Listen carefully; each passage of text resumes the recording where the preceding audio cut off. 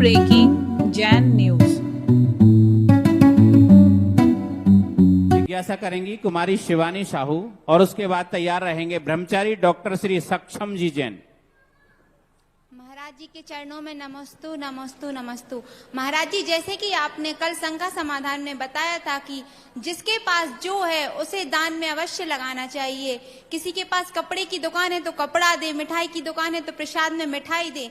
मेरे पास धन तो नहीं है पर पूरे मन और तन से आपकी सेवा करने का भाव लेके आई हूँ। प्रभु कृपया कर मुझे अपने सेवा में अवसर दे, प्रदान करे, मुझे निराश मत करे। प्रभु पूरी इच्छा से आपकी सेवा करने का भाव लेके आई हूँ महाराज जी। मैंने दो बातें कही थी।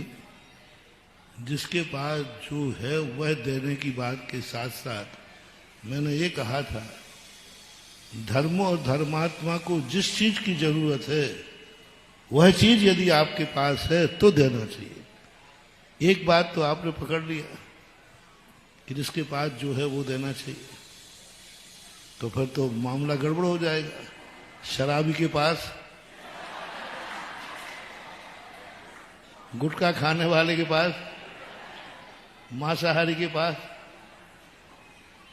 ये नहीं कहा। देखो मैंने बहुत दोनों वचन को सावधानी से सुनना चाहिए। धर्म को जिस चीज की जरूरत है वह चीज यदि हमारे पास है तो उस वस्तु को हमें देना चाहिए। हमने उदाहरण दिया, कपड़ा है और आपको मालूम है कि मंदिर में भगवान के मार्जन के लिए कपड़ा चाहिए, तो आपको खुद अपनी तरफ से कपड़ा देना चाहिए। जो चीज आवश्यकता है, मान लो आपको लोहे की दुकान है और मंदिर में सरिया की जरूरत है तो जबरदस्ती नहीं तो सब कल से एक एक लोहे का टुकड़ा और वो पटक दे। यदि जरूरत है और हमारे पास है तो हम दे देंगे। ज्यादा हम निःशुल्क नहीं दे पाएंगे तो अपनी मुनाफा छोड़ करके लागत मूल्य पे दे देंगे, भाड़ा अपनी तरफ से दे देंगे। कहीं ना कहीं से धर्म के लिए जिस चीज की जरूरत है और वो हमारे पास है तो हमें जैसे बने तैसे उसका सहयोग करना चाहिए। और सहयोग ऐसा करना चाहिए जिससे धर्म को लाभ हो गए। जैसे मैंने कहा कि मान लीजिए वो सीमेंट है, आप बाजार में सीमेंट लाते तो मान लीजिए उनको कितने रुपए में आ रहा है एक बोरी? 400 रुपए का आ रहा है। और आपने प्रयास करके मंदिर को वो 300 रुपए में लाके दे दिया तो आपने 100 रुपए का मंदिर को लाभ करा दिया ना, क्योंकि तुमने कहीं डायरेक्ट जाके ले लिया। आपका नारियल की दुकान है तो मंदिर को नारियल की जरूरत थी, आपने कहा मैं अपनी प्रॉफिट नहीं लूंगा और जहां से मैं नारियल लाता हूं, नारियल तो आ ही रहे हैं, मंदिर के लिए मैं लाऊंगा तो बाजार में मंदिर को 20 रुपए का मिलता है, तुमने 10 या 15 रुपए में दे दिया। ये आपका सहयोग हो गया। निःशुल्क ही नहीं देने की बात कही हमने कि निःशुल्क ही होना चाहिए। कहीं ना कहीं से हमें अपने धर्म को लाभ कराना है, उसके तरीके बहुत सारे।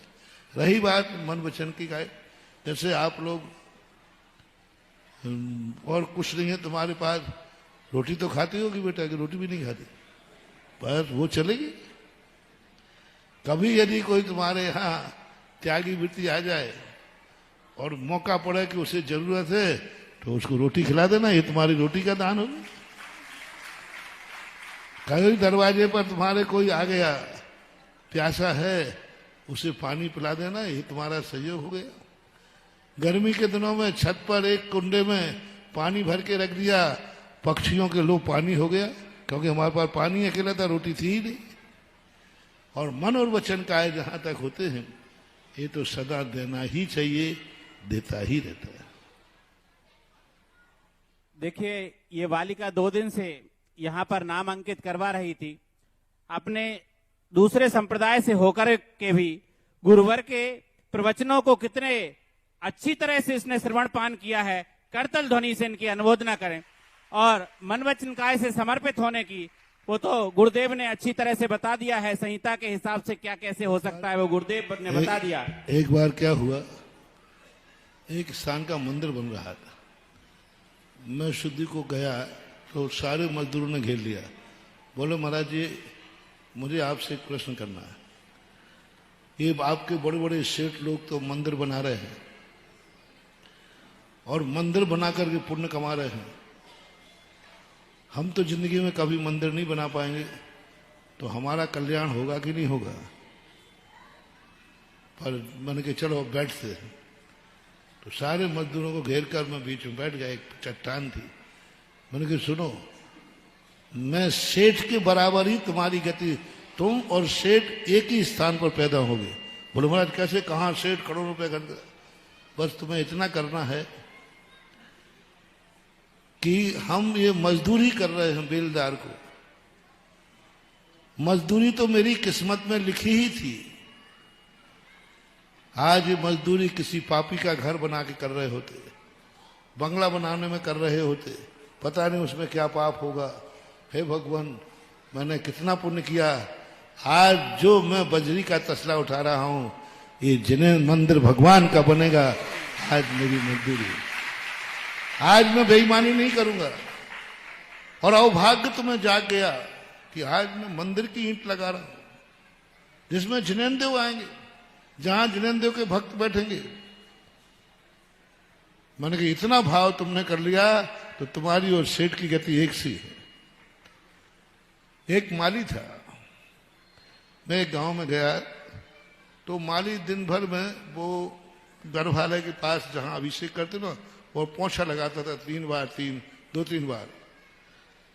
तो मुझे उसके पोंछे लगाने से तकलीफ हुई। मैंने कहा भाई तुम दिन भर पोंछे लगाते रहते हो, कमेटी ने तुम्हें परेशान किया क्या, कितना कैसे करते?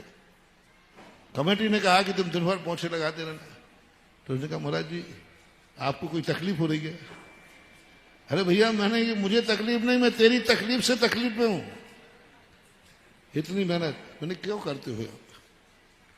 बोले महाराज जी मैं माली हूं, मुझे आप अभिषेक तो करने नहीं दोगे, मैं जिनेंद्र देव का अभिषेक तो नहीं कर पाऊंगा,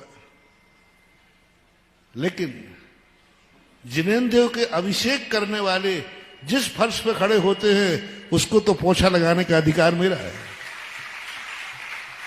और जहां लोग अभिषेक करने पड़े होते थे उस फर्श के लिए वो पानी अलग से लाता था छान के, और उस फर्श को साफ करता था, और उस पानी को नाली में नहीं फेंकता था।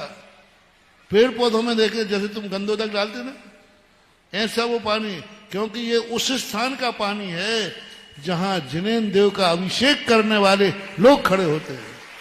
बोलो महानुभाव, ओ अभिषेक करने वाले अहंकारी हो, उसका पुण्य देखो, उसकी श्रद्धा देखो कि ये वो जमीन है जहां भगवान के अभिषेक करने वाले खड़े होते हैं। मैं आंख बंद करके रह गया। मैंने कि भगवान आपके भक्त बड़े निराले हैं और आपके पुण्य कमाने के तरीके भी आपके निराले हैं। अभी तक तो हम समझते थे भगवान के अभिषेक में ही पुण्य है। अरे इस माली ने तो वो भी खोज लिया जहां अभिषेक करने वाले खड़े होते हैं, उस फर्श में भी पुण्य है। पुण्य करने के तरीके हैं, इसलिए जो तुम्हारे अधिकार क्षेत्र में है उसी में पुण्य कमा दे। माली का अधिकार क्षेत्र क्या था? फर्श को साफ करना। लीजिए साहब, उसने पुण्य कमा लिया।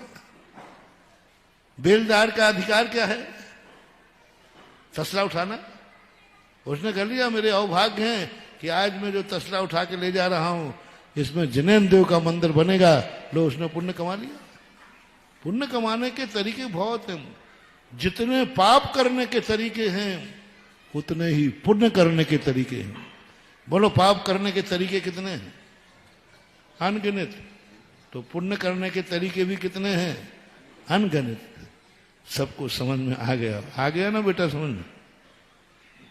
महाराज जी, आपने मेरी शंका का समाधान करने के बजाय मुझे और उलझा दिया है। क्या मैं ये मानूं, क्या मुझे जैन धर्म के ना होने के कारण आपकी सेवा का अवसर नहीं दिया जा रहा है? सेवा का अर्थ तुम्हें बता दिया ना। भगवान की सेवा का तो नहीं दिया जाएगा, फर्श की सेवा करने की छूट रहेगी। बता दिया ना। तो भावनात्मक होता है, एक द्रव्य होता है, एक भावना होती है। इसलिए धर्म 3 तरीके से किया जाता है, मन से, वचन से, काया से, कृत से, कार्य से और अनुमोदना से। ये भिन्न तरीके क्यों किए गए? क्योंकि कुछ जीव ऐसे हैं अनुमोदना से पुण्य कमा सकते हैं, आहार देने से नहीं। हमारे शास्त्रों में आया गिलहरी, बंदर, नौला, ये जो थे ये आहार नहीं दे सकते, लेकिन मुनिराज का आहार देख रहे थे पेड़ पे, पौधे पर, पेड़ पे बैठे बैठे, वहीं से उन्होंने इतना पुण्य कमा लिया कि मर करके भोग भूमि गए और बाद में भरत, बाहुबली, आदिनाथ, श्रेयांश बने। देखना मात्र तो बराबर के अधिकार पाने की चेष्टा करना हमारा ये अनधिकृत चेष्टा है। हम जहां हैं उसी सीमा में पुण्य कमाएं, उस सीमा का उल्लंघन करके नहीं।